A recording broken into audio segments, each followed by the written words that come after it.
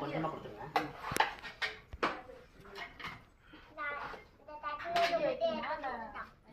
நீங்க சாப்பிட்டீங்களா?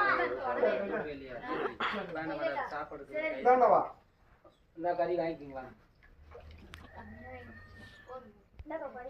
குழம்பு வாங்கிக்கங்க. ஊத்து ஊத்த குழம்பு ஊத்துக்கணும். 3 ஊத்துனேன். எங்க வரல சாப்பாடு போட்டாச்சு. குழம்பு கொண்டாந்து கறி. இங்க ஒருத்த சைஸா முட்டையை தேர்ந்துங்கிறான்.